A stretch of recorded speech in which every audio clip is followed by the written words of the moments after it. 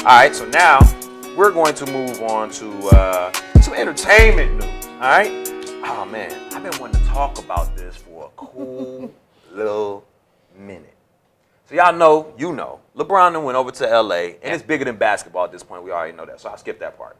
But KD, Kevin Durant, who kind of lamed out in a lot of people's opinion, left OKC, went to Golden State, has won 2 championships, has been Finals MVP twice now. Okay.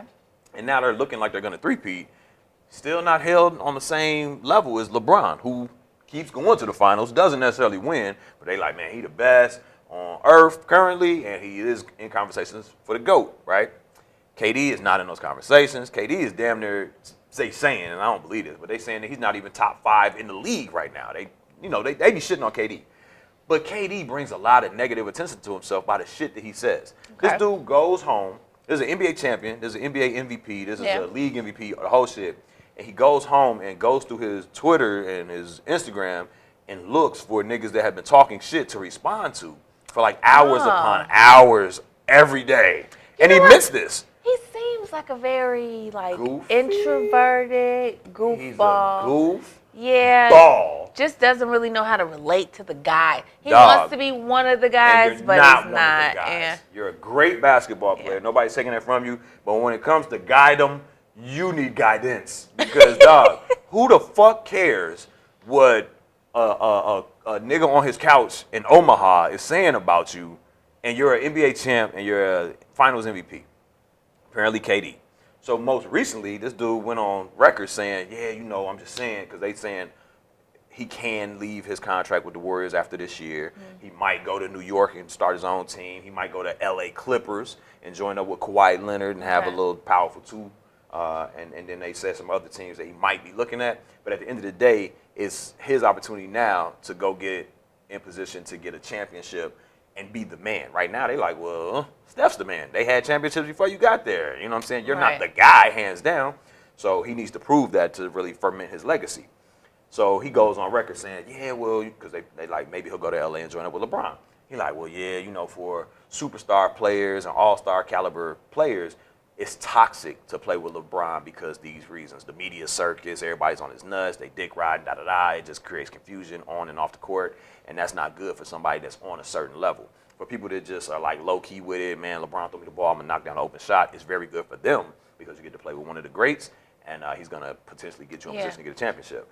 But people kind of took that comment, that soundbite, and ran with it and was like, he said it's toxic to play with LeBron. He also, more recently, since this story came out, was like just being asked about NBA greats. This nigga goes on to obviously name MJ, threw Kobe's name in there, threw Magic, Kareem, blah, blah, blah. He started naming some good people from back in the day, but not like great greats that I even know about, and mentioned Kyrie Irving, and said nothing about LeBron. He did that shit on purpose. Said nothing about LeBron, dog, and it was just like, how much shade is this nigga gonna throw, dog? Or it could just be, you know how you just don't fuck with somebody? I heard off the court they guys. So then it just doesn't make sense. It doesn't, and that's why everybody's so perplexed. It's like, bruh, like, who are you? Yeah, who are you, man? And I think that's the thing. He doesn't know who he is, G. He doesn't know, like, without. He thought the rings would define him, and they haven't. So it's like, damn, I'm still not. Big, just like a mama's boy still. He hasn't lived. Yeah. I've never seen this nigga, and this is maybe my own ignorance. I've never seen him being associated with a woman. Yeah, me. Okay, so no, I said that maybe it was last season or whatever, and then I saw him leave with a girl when they won the championship, and it wasn't his mama. Right, he was booed up. He did have a young lady, but she was very plain Jane, so he still. It seemed like she had a receipt. Just come with me, just for this little championship party. Just come on, act like you with me. Honestly, it seemed like he's that dude that hasn't bloomed in high school, right? That's him. Yeah. And so the girl seemed like she's that girl that's just that friend that's there. They have long talks at night. Yeah. And she's very supportive. No vaginal intercourse. No vaginal intercourse. So who knows? Yeah. All right. Well, man, my thing is, LeBron is LeBron, dog. Yeah. LeBron is a brand. He's an entity. He's the man. He's the fucking man. You don't have to like him, but you Don't have to respect him either, but you should. He's cool. He does a lot of shit. And I think KD is a little bit jealous of the success he's having, and he felt like if I was going to Golden State and I was getting these rings, that it would change the way I was perceived, and it doesn't seem to be happening. And I think that's what's lending itself to this Hey, stage. Kevin, you need to get comfortable with yourself, sir. Come on, man. That's why you don't like LeBron, because you're not happy with you. Get your ass some Dove soap, my nigga, and be comfortable in your skin. Yeah, because your account, everything, you should be real fucking comfortable, man. Tall as fuck. Yeah, she says anything past 6 feet, you don't come back from, nigga. You 7 Yeah. foot. You 7 feet tall. My nigga. Anyway, also in entertainment, man, what's going on with Super Soul Sunday? So Oprah interviewed the Wades this past Sunday. Did you see it? Get a chance to watch I it? saw that she did it. I didn't see the interview. Okay, so the interview was about an hour long, and they talked about, they had a little baby girl. What is the one point of impact you want this conversation to have with the viewers so that they know what this experience of bringing this miracle into the world has been for you? What is the one thing you want them to get? Hope. Knowledge. A feeling and a sense of community that doesn't always feel like it exists when you're in it. You are not alone. There's many paths to parenthood, to motherhood. It doesn't have to match your friends or your sisters or your mamas. Every path is real and beautiful and valid and worthwhile. But more than anything, you are not alone. You don't have to suffer in silence. You don't have to suffer alone. There's hope. Mm-hmm. There's hope. There's answers. We got you.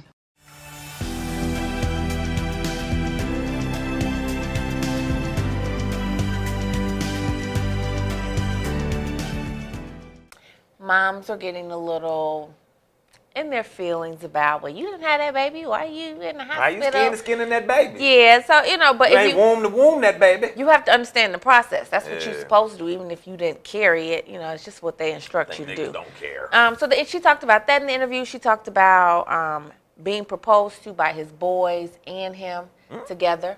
Yeah. So Oh, that's dope. yeah. Tell me So more. the boys, Oprah asked Dwayne, what made you pick her? Like, what was it? And he said, I just saw her making decisions and doing things that she necessarily didn't have to do. But, going up to the boys' school, taking them here. Oh, after the dating process. Not like what attracted them to her, but what made her the throughout wife. the dating process, yeah. Gotcha. How she just kind of stepped up and was all in with the kids and him, and everything that he came with. That matters. And he said, so all the boys, they made a sign, and the sign was like, will you marry us? When you say boys, you mean his children. Yes.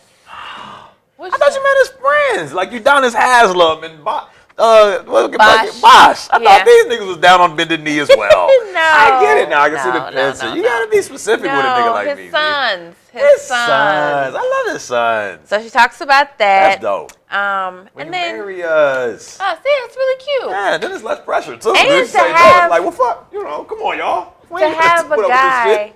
like with all boys. Yeah. That's even Somebody better. else's boys. Yeah, that's even better. And then so when she had the baby, his oldest son said to her, I'm so glad you get to experience raising one from scratch.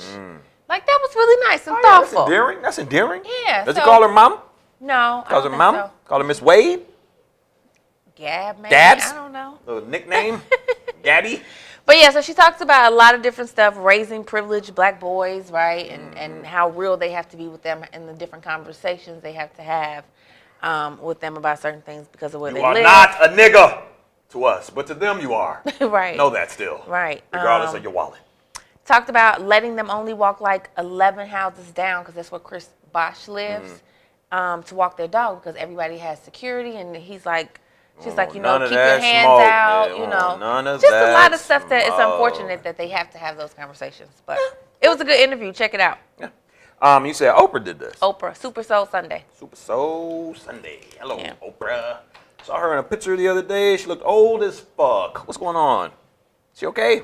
She did look kind of old in that interview. Weary. I would call it weary. She looks no, weary. I just didn't like the hair. You know, sometimes the hair can just throw you off. So. And did she have thick ass? Because when I said she had them thick ass. Yes. She had them thick ass. She did. She could afford LASIK. LASIK's an option. Sticking with entertainment, only the president could tweet bullshit. Is this true? Apparently so. Give me some examples. So, you all know that Kevin Hart was supposed to host the Oscars, correct? Hey, Kevin.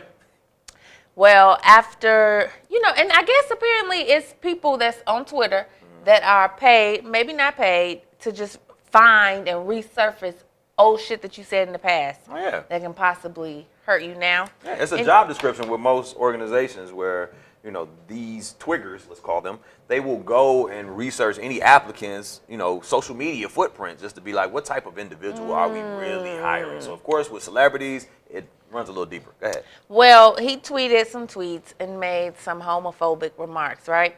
But they also talked about his part in the show. Remember when he said if his son came home and he was gay, kind of what do you do?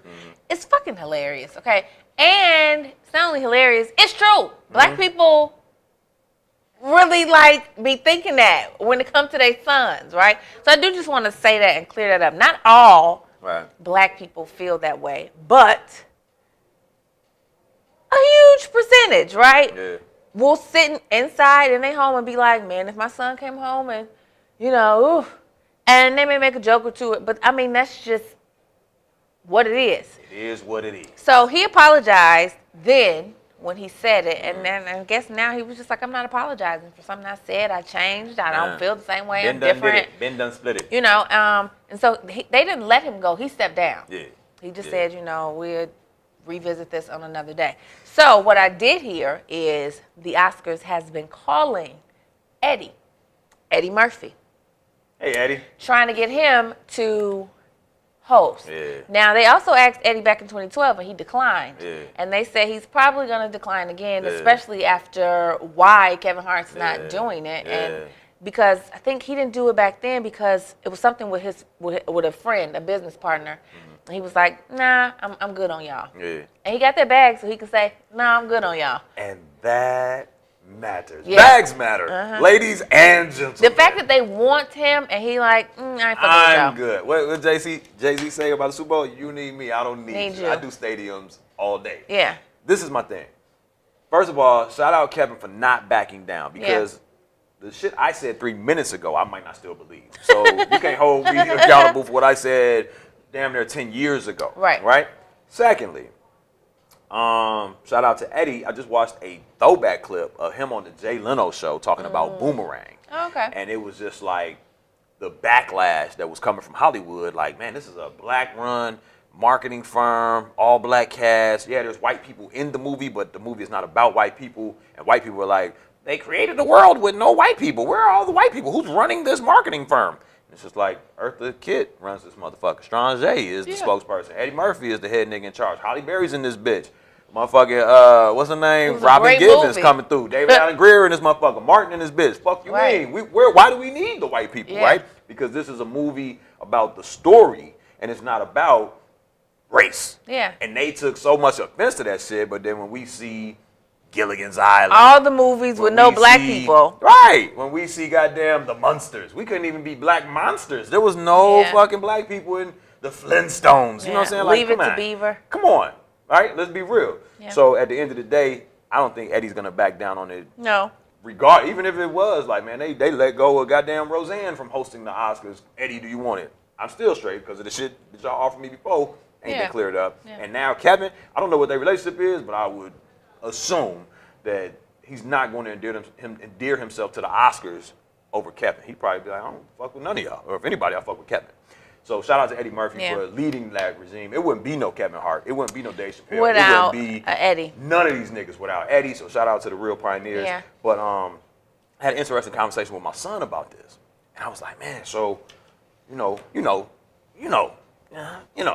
So we was kind of like, and I know. I got a granddad like, man, don't do no gay jokes. You talk about race, you can laugh and joke, and talk about, we don't do that fucking, we don't do gay jokes. Yeah. You know what I'm saying? My uncle used to tell me, don't call nobody no faggot, because he's a New York police officer. Okay. I don't call nobody no faggot. Because you go to jail, you get your ass beat. And I got beat up by a faggot. You call them homosexuals. Sounds better. So, you know what I'm saying? We didn't play that gay shit in the crib.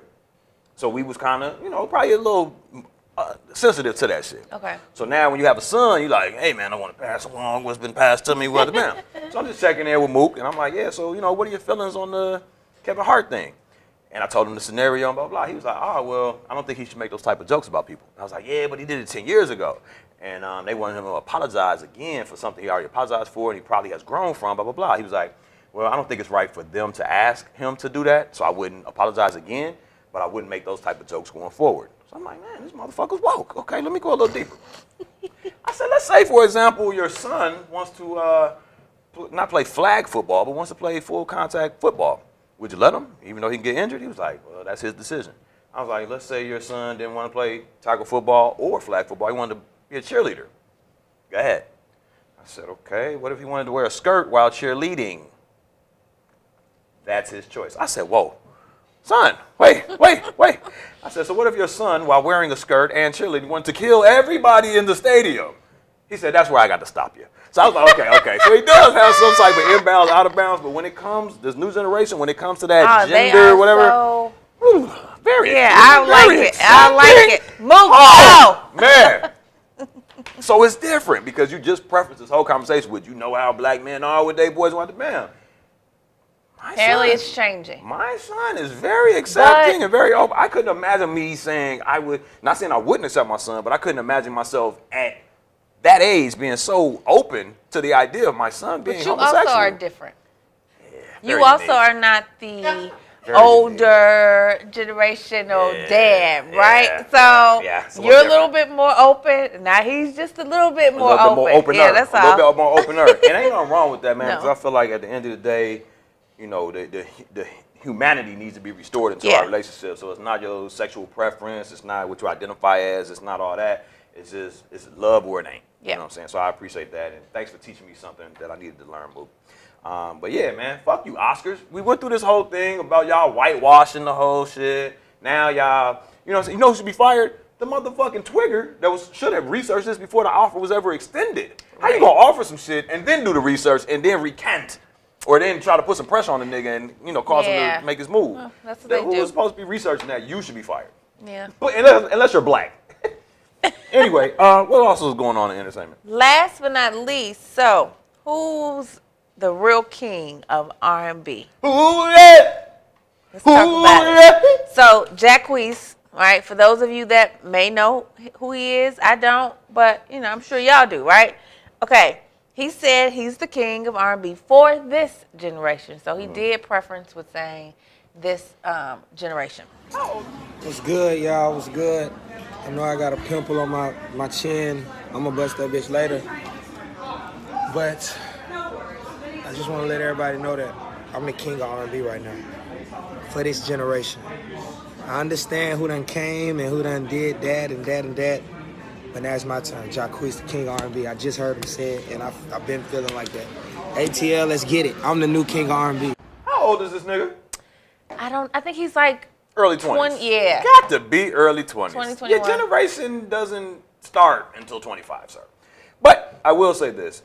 Kingdom of generations and things like that is very subjective, right? Because if we didn't grow up on your music, we're not really going to have a bias towards it. Yeah. And to my understanding, I don't know this nigga either. I don't know him. But I'm hearing that he's the king of R&B remixes.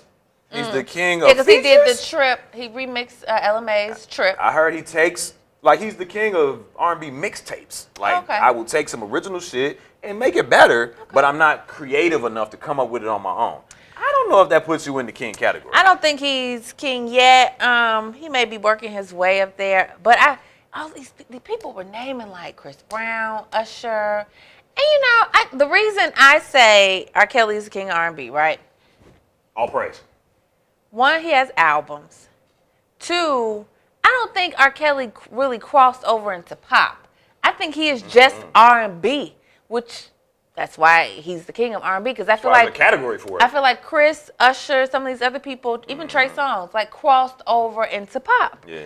And so they're just not R&B artists, which is a great thing, right? Yeah. But that's why I feel like R. Kelly is has held that spot down. But I do get it. New generations are coming, right? R. Kelly old now, technically, and so I get it. But I just think people, because he's fucked up as a person in a lot of people's perspective, people like try to take that. They don't want him to be the king. Like he's not worthy anymore. Anymore. This new generation ain't for it. They not with the shits. They like these whatever. are the ones he abused. It's like, man, my friend. Yeah. She was in the video. We get it. We get it. But what we're saying is, based on musical content alone, he's hands down the king of R&B, dog. It's not Bobby. It's not Christopher. It's not Usher. It's not Jacquee or Jacquee. And it's definitely not Jay Holiday. Oh, are you valet? Is the question. And then you see what this nigga, man, I definitely ain't valet with this Gucci ass. Bruh, if you've been Jay Holiday for 20 years at least now. If you still have to tell people you have on Gucci, maybe you are valet. Yeah. Sorry, I'm just saying, man. Get in my car anyway, bitch. Right. I didn't understand in Jay Holiday's video who he was saying the king of R&B was. He said, man, the king of R&B first album did 20 million. He never got to it, I don't think. He said the second one is from Chicago. So I felt like he was saying that was R. Kelly. And he said the third one was from a place I've never heard of.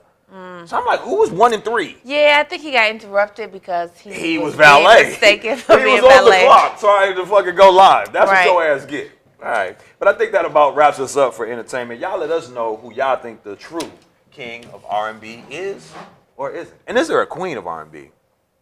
Is there a queen? Is it Mary? Mary. No. What is it? Queen of Soul. Queen. Right? She's the queen. No, that's Aretha Franklin. Oh, what is Mary? She's the queen of standing in position and singing. What was Mary J. Blige was the king of? The queen of. Somebody help us! The fuck was she? Is it R&B? Nah, not just straight R&B. Her genre was a little bit different. Had a tweak on it. Hip hop and R&B, wasn't it? She was queen of hip hop soul. Hip hop soul.